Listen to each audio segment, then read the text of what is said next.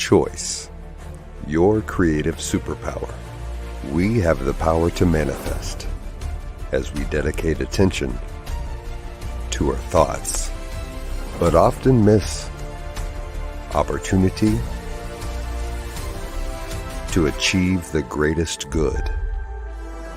Your superpower is waiting to be unleashed to unlock a fuller, more rewarding world for all. Join us every Thursday at noon Mountain Time for Choice, your creative superpower with Zoe Muro.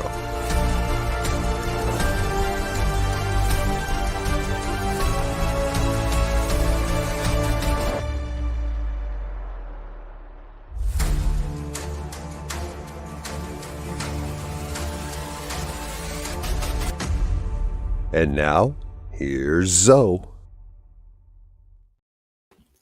Hello, folks.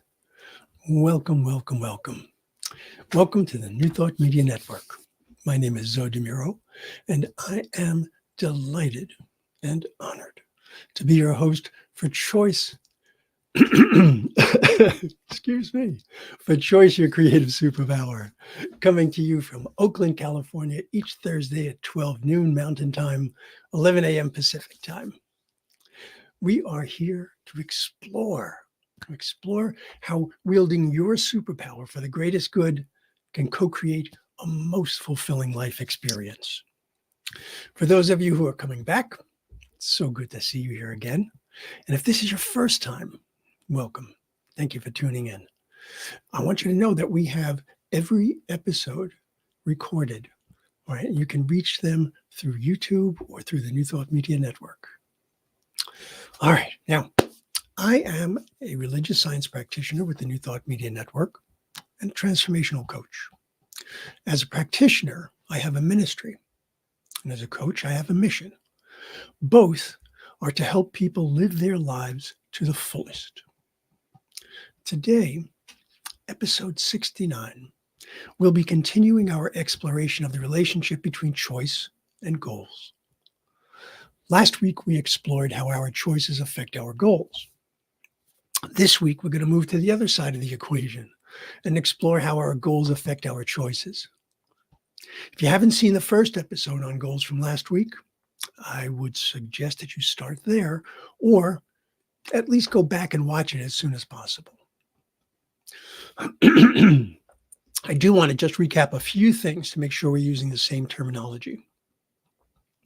Last week, I spoke about visions, outcomes, goals, and I said that goals are what we complete in order to bring about the outcomes defined by the vision.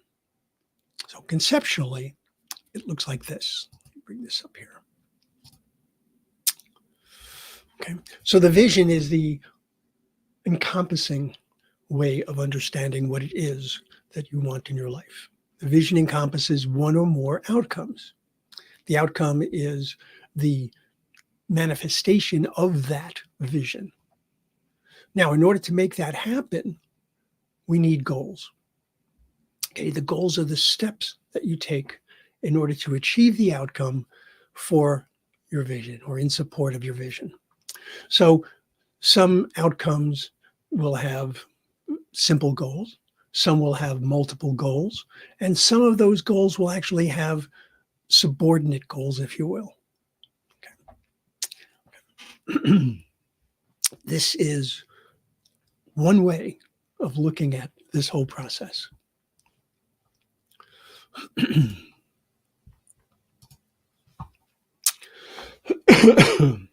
Now, it is true that the components don't always get packaged, so to speak, in that way.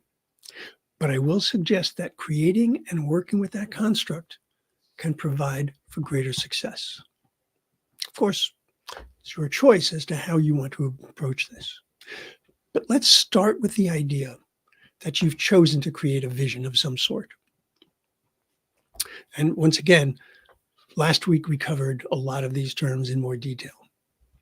Now, having made the choice to create that vision, you now have a framework for choice within which the outcomes and the goals should conform, because they're always going to be in support of the vision.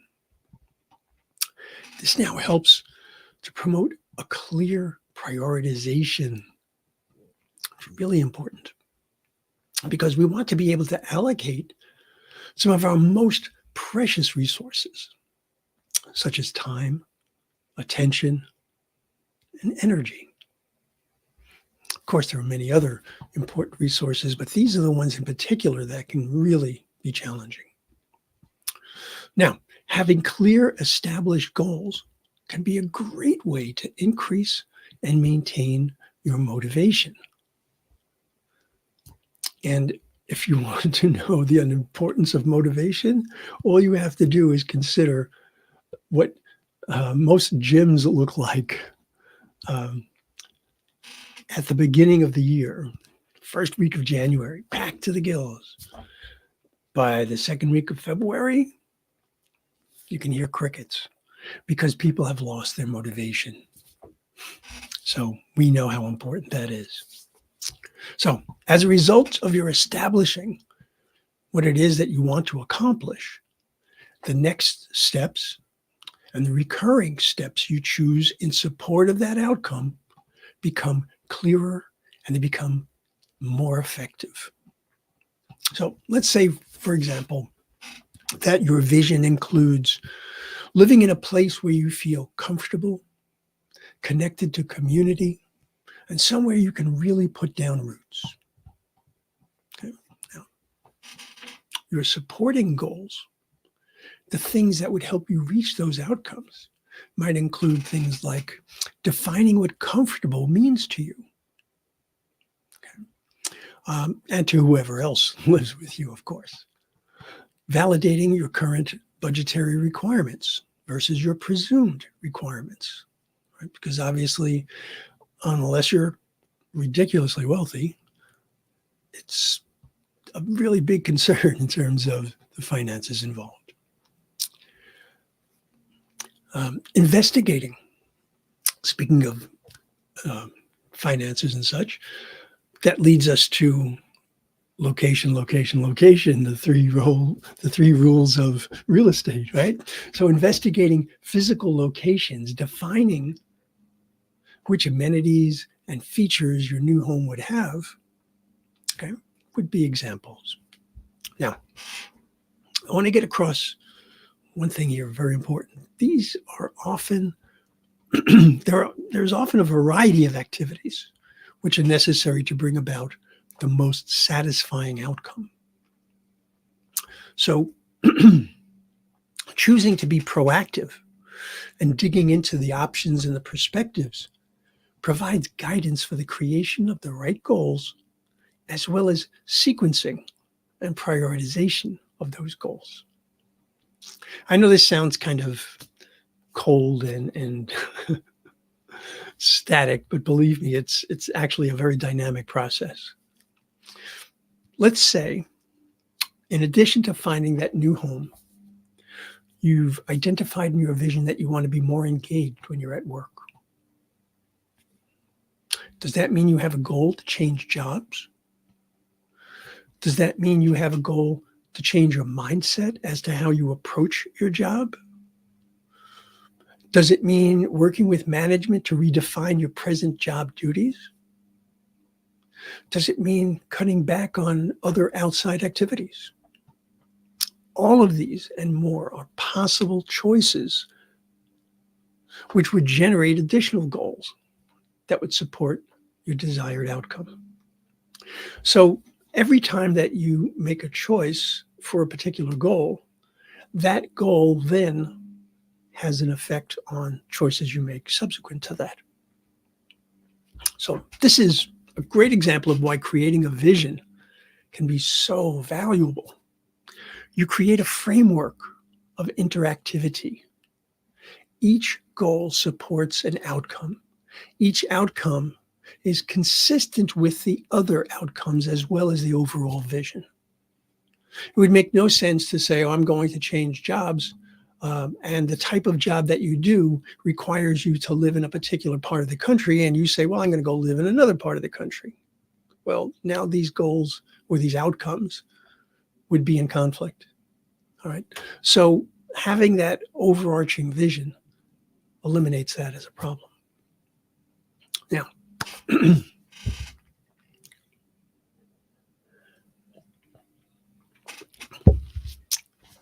by determining the benefits of the outcome that you desire, you now have this wonderful framework for making choices that support your outcome and avoid, or at least reconsider, choices which would have been a hindrance. Okay, very important. Now, this is a good place to pause for a moment and consider a huge objection to this method. Yeah, all right, come on. So look, all I want to do is achieve this one thing. Do I really have to go through all of this? No, of course not. If you've had no difficulties achieving what you set out to do, and you're confident in whatever process you use to do so, that's great. That's absolutely wonderful. Let me see what's going on over here for a moment. Oh, hello, Wayne. Good to see you. Okay, now, so as I said, whether or not you use this is completely up to you, and it's not always applicable. I mean, for something that is very finite, something that is not connected to the greater whole, we have many ways of making our choices and deciding what our goals would be. Personally, though, I have to say that I've been using this method for years. It's never failed me. I've seen how it has made a huge and incredible difference for people I've worked with. And yes, it is certainly more involved than just winging it. But let me point out that whenever we make a choice, we're using a method or process. It's often something that's well ingrained in our psyche through repetition, becomes second nature to us. And it's even one we're not even consciously aware of. For example, what's for dinner tonight? I know I want to eat dinner. I want that sustenance. However, I also want something that tastes good and something I like to eat. And then there's the question of availability. Is it already cooked, or do I need to cook it? Do I have time to cook? Do I have all the ingredients I'll need? Did you get the idea? Every choice that flows from this is based on my desire for both sustenance and enjoyment. If I'm short on time, I can choose to eat a pint of ice cream. I like it. It's filling. Definitely tasty. But I also have a desire. No, make that a need. I have a need to maintain a healthy muscle to body fat ratio for my overall well-being. So that pint is just not going to fit the bill. One of the ways that people can sidetrack their gains and at times even degrade their sense of fulfillment is by failing to see the interconnectedness of things in life. Now, I know I was just talking about ice cream, all right? But I was talking about what we eat, what it does for our bodies, what it does to our bodies, all right? Now, let's get away from the silliness of ice cream for a moment and talk about something a little bit different. The idea of that interconnectedness becomes really key in our lives because we have a tendency as a species to become disconnected in so many ways. For example, the more disconnected we become from nature, the easier it becomes to destroy natural habitats, either through deliberate action or neglect, because we don't see how we are connected to them. The more disconnected we feel from other people, the easier it becomes to think less of them, and the harder it becomes to identify with them.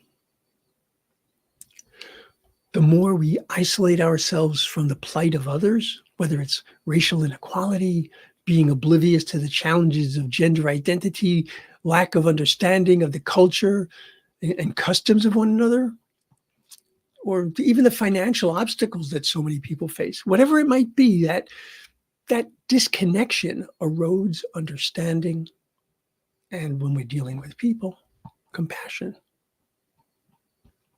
At its worst, that disconnectedness allows for the demonization of those that we consider to be other. I did air quotes if you're listening to this. Okay, I know I went kind of far afield with that example. Not going to apologize, though, because I really do believe that the core message is still quite important. Nothing and no one can exist in a vacuum. And furthermore, we are all connected at the core of our being. It's your choice to either ignore or reject that connection, or to embrace and value it. So, when we look at our vision, we look at the outcomes, we look at the goals, we want to know that they are indeed interconnected. If we have certain values and we have certain ideas as to how we want to be in the world, those fit in as well. Okay? None of this is meant to be just out on its own. It's all connected. Now, one of the factors that we can build into our goals, and for a goal to be truly effective, it's a very necessary factor, is timing. Sometimes we have a timing factor that's tied to our vision. For example, I often do recommend that people create a vision looking at a specific time frame or circumstance. So, for example, they might be looking at the next month, the next quarter, the next year, whatever it might be. All of the outcomes and the related goals then inherit that timing. And the choices you make going forward are tied to that timing. So whether we're talking long-term or short, timing becomes important. And you can argue that the shorter the time in terms of your goal, when something needs to be accomplished, the more important that timing is. Now, I've noted that timing is a factor in creating goals. There are several factors that go into making up a goal. And there are many, many different variations in terminology that people use around this. I'll use the factors and the terminology that I use for myself and when I coach people. You've likely heard of some variation of this, of the idea of SMART goals, where each letter stands for a factor. Let me bring that up. Okay, you've probably seen this. The idea that a goal can be SMART: specific, measurable, action-based, realistic, and timelined. Now, I don't want to get into the whole big description of these. It will take way too much time. Specific: if you're not very clear in your goal, it's pretty difficult to know that you've achieved it. Measurable: we want to know that there's something that we can look at that's going to tell us whether or not we're on the right track. Action-based: if it's something that is to happen, something must be done. Realistic: all right, I am not going to set a goal for myself to fly to the moon. That's just not particularly realistic for me. Learning to fly, though, yeah, that could be a perfectly realistic goal. Timeline: as we mentioned before, building timing into your goals can become really, really important. Some goals will automatically have that in them. You know, I have to do this by this date, otherwise such and such will happen, or such and such will not happen. Or the importance of keeping track of when something is going to happen. Right? The idea of a calendar and a schedule. Okay.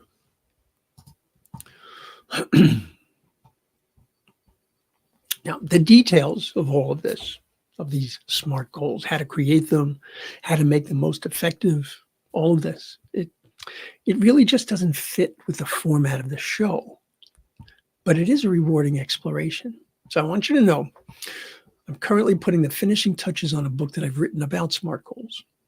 And in the near future, I will be presenting an interactive workshop detailing the whole process from vision to goal on the New Thought Media Network. And I'm going to use that book as our study guide. There's that much to get into. Okay, but I digress. Okay, so what's another way that goals can affect your choices? Well, how you look at risks. All right, how you look at risks. Let's say you've decided that the outcome of a specific goal is in perfect alignment with your vision, even if it is somewhat uncertain. In that case, you might be more inclined to push forward with that goal because you know how important it is to your vision. In fact, the uncertainty might very well prompt you to choose to add or take away other goals to reduce or eliminate that uncertainty. So, for example, let's say the uncertainty has to do with I want to buy a car, and I also want to make sure that I have enough money so that I can take this course. Well, these can be in conflict if I'm not certain that I'm going to be able to have that money available. So being able to have a goal that either reduces or eliminates that uncertainty can help quite a bit. And it might mean that I see one as being far more important than the other, so I make sure that my resources go there. Now, on the other hand, maybe there's no way to address the uncertainty. You might choose to determine if the risk is worth the potential reward, if you will. Now, one of the ways that people can struggle with goals is failing to consider that they can be dynamic. They can be changing. The foundation for the initial creation of the goal may have changed. Okay, something could change in your vision based on what's going on in your life or in the life of others to whom you're connected. The priority of a goal may become less important as other goals are achieved or dropped. Conditions or circumstances can change, which might offer greater possibilities and even more attractive options.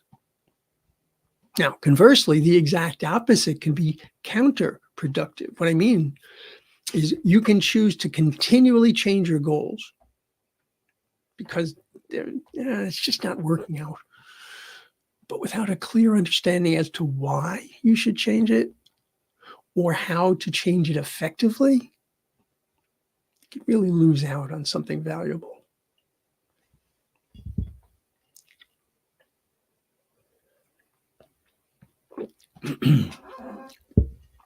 The very fact that you created the goal in the first place tells me that there's something there that likely has merit. So why abandon it before understanding the situation better? Bear in mind that every aspect of your life is interconnected, affecting your energy, your attention, and your time. Life itself is always changing. It's always in flux. It's always dynamic. Therefore, so too are our goals and even the vision that they support. So, revisiting questions about goals we discussed last week and adding a bit more to them is the way that we can help bring about clarity. So, for example, when we're creating goals and as we're working with our goals, we ask ourselves, why this goal? Why now? What is it about the timing now that makes this important? What's the desired outcome? What is or are the benefit or benefits of that outcome? And we're adding what aspect of the goal worked and why. What aspect of the goal did not work and why. Okay. These are the types of things that people tend not to ask themselves. They say, oh, I thought I was going to do this and I just couldn't get it done. So obviously it wasn't a good goal. Not necessarily. Not necessarily.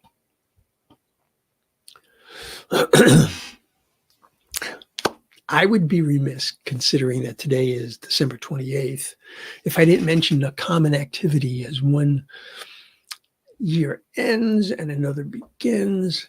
Ah, yes, New Year's resolutions. If you like to create resolutions, I'll invite you to craft them in such a way as to understand why they're important and to determine how you could accomplish them. Suppose when you get right down to it, I'm inviting you to create a vision. I'm inviting you to clarify outcomes and determine goals to bring your vision into manifestation. Just happened to go there. Okay.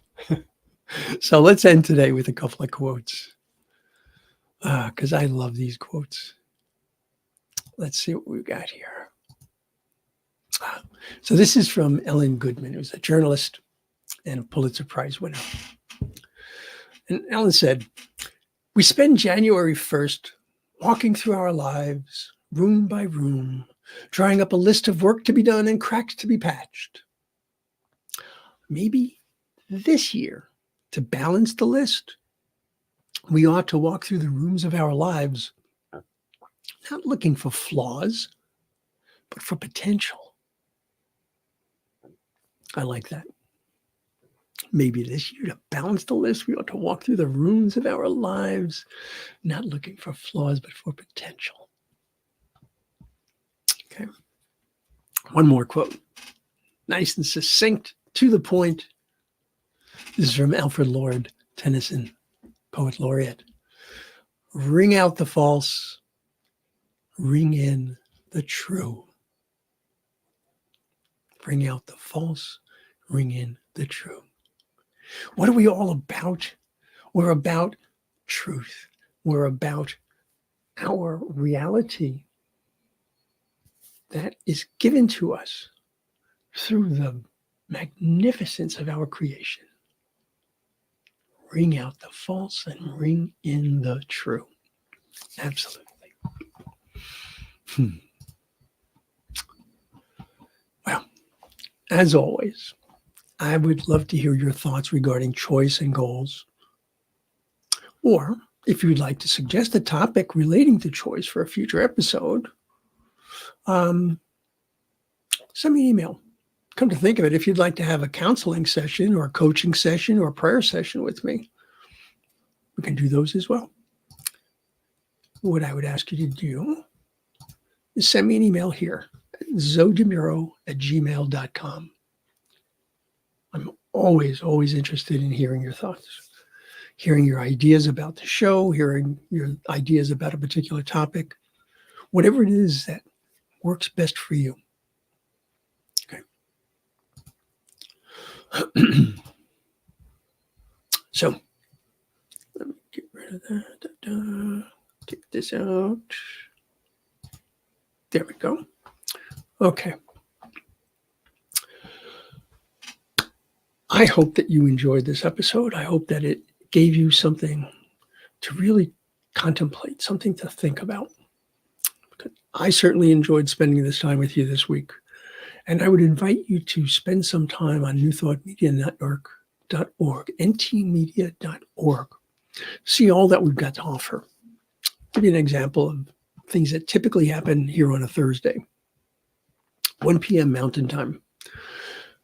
Oh, the ever delightful Reverend Gina Calvario-Krupka presents Joy is in the Journey. And her special guest today is Reverend Cynthia James. 2 p.m. Mountain Time, Ken Ludwig presents the Vibrant Living Hour. 4 p.m. Mountain Time, Reverend Brock Ford presents the Spiritual Toolkit. Folks, as we approach the end of this year and we look to the following year, know that our mission at the New Thought Media Network is to bring not just the message of New Thought to the widest audience possible, but all of the benefits and the joy of what we have here available to us. To do this, we need support. So if you can, spread the word about New Thought Media Network. Do so on your social media, talk to your friends, talk to anyone and everyone about it. All right. And if you can go to ntmedia.org/donate, we would love it if you could make this a world that works for everyone. Okay. I look forward to seeing you again next week. Until we meet again, I most certainly wish you much love, many blessings, and know that the coming year is going to be as magnificent as we make it. It's our choice. Namaste. Choice. Your creative superpower. We have the power to manifest as we dedicate attention to our thoughts, but often miss opportunity to achieve the greatest good. Your superpower is waiting to be unleashed to unlock a fuller, more rewarding world for all. Join us every Thursday at noon Mountain Time for Choice, your creative superpower with Muro.